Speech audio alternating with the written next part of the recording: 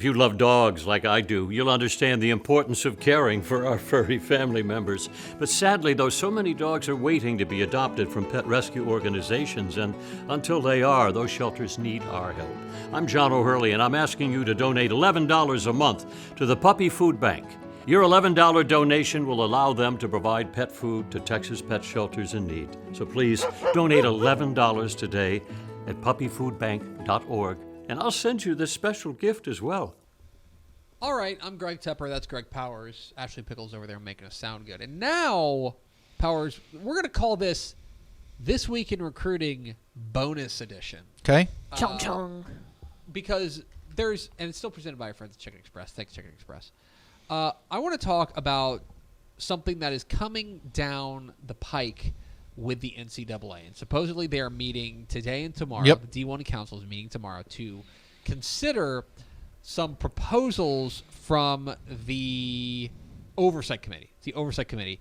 They are fundamentally recommending kind of an overhaul of the recruiting calendar. Mm-hmm. And we tried to talk about this on Monday, and I realized what a word salad I was making.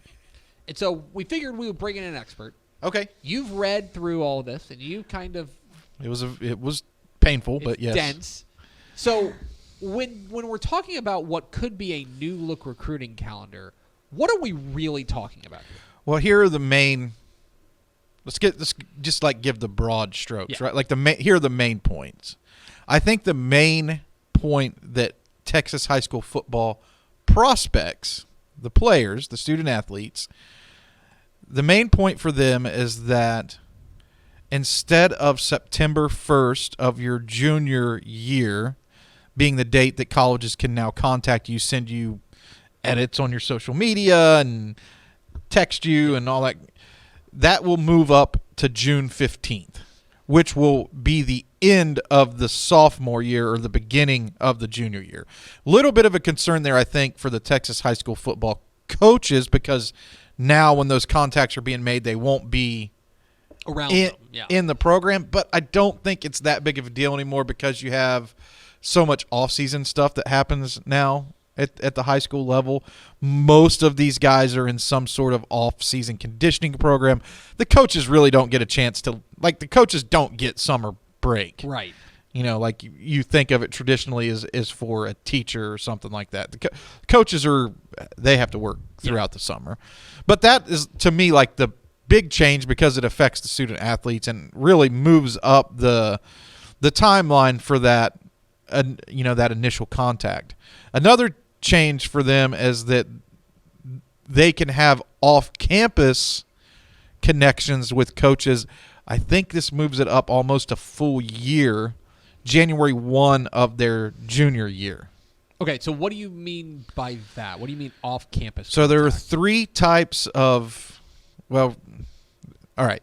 There are evaluation days. Okay. This is when you're in an evaluation period and high school colleges can evaluate you, like come to your school, but they can't contact you. So Steve Sarkisian can go and visit. We just talked about Aaron Flowers coming to Oregon. Right.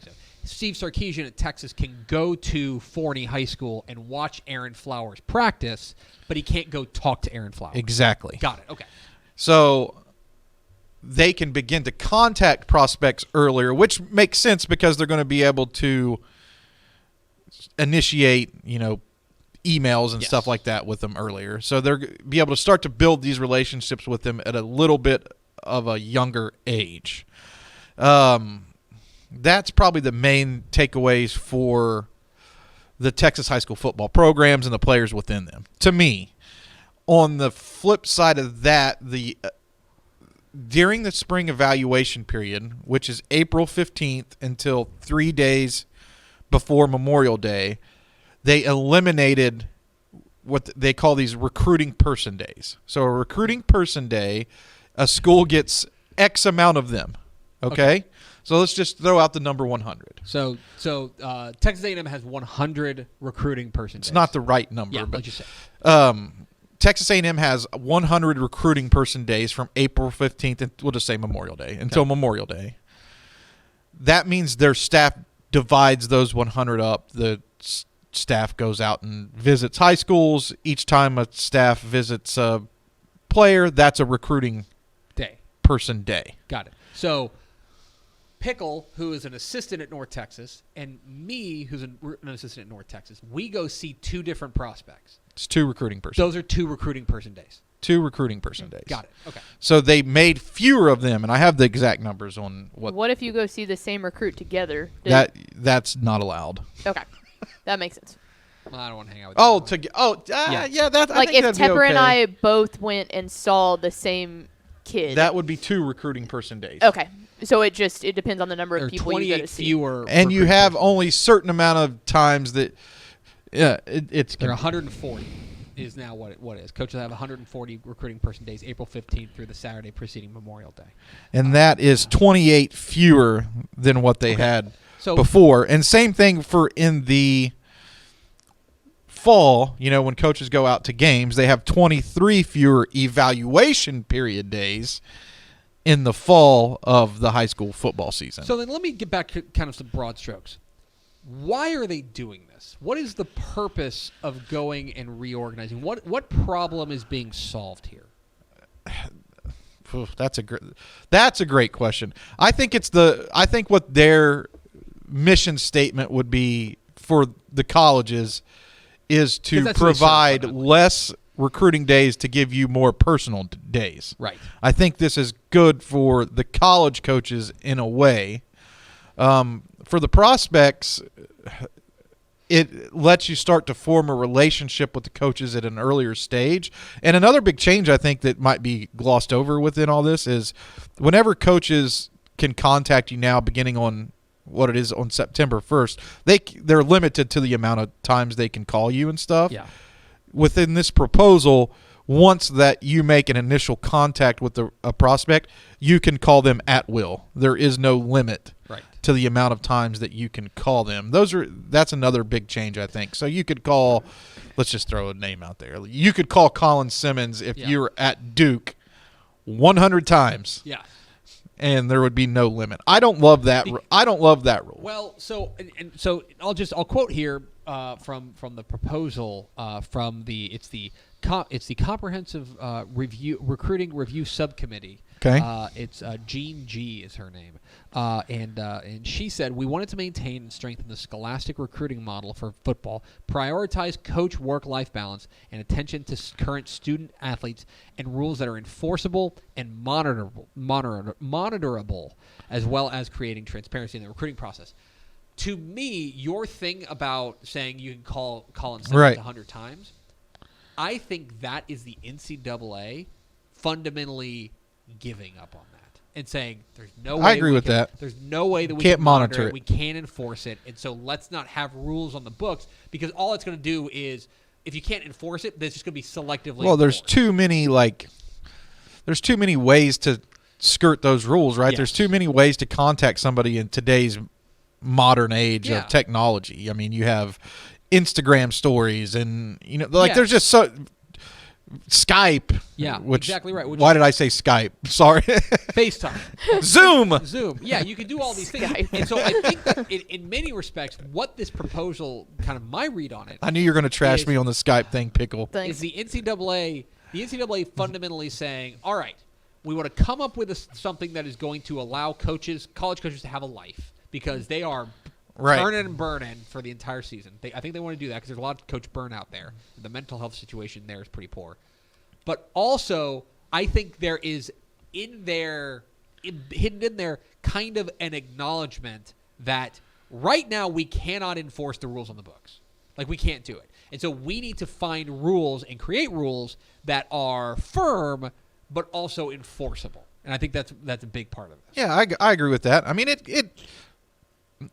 what it boils down to too is these colleges track all of this stuff with software. Yeah. Right? They track, and right now they have to track the calls, which makes it confusing. Now you only have to track your recruiting person days, which breaks down in these softwares really nicely.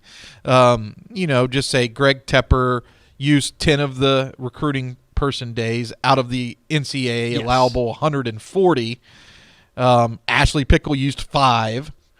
That's easier to track, right? it just makes it a little bit easier. But by and large, to me, these rules change proposals aren't going to be something that the common college football fan even notices. You're not even going to notice it. Yeah, I think the college football fan won't notice it, but I think you're right. I think prospects are going to notice it.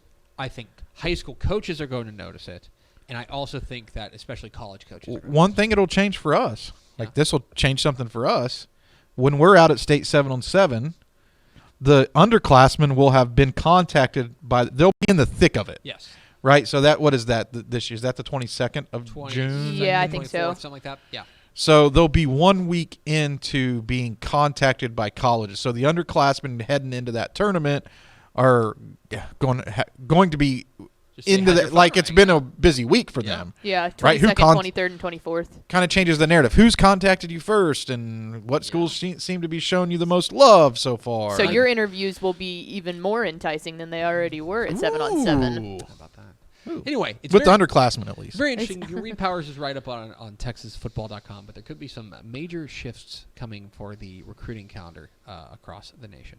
Thanks for that, Powers. You're welcome. Thanks so much for watching that video. If you would like more and to be notified when they come out, go ahead and click that subscribe button right down there. You can also watch Texas Football Today every day live at noon on TexasFootball.com, Facebook, Twitch, and right here on YouTube. For more of the best coverage of Texas football in the Lone Star State, go to TexasFootball.com/subscribe.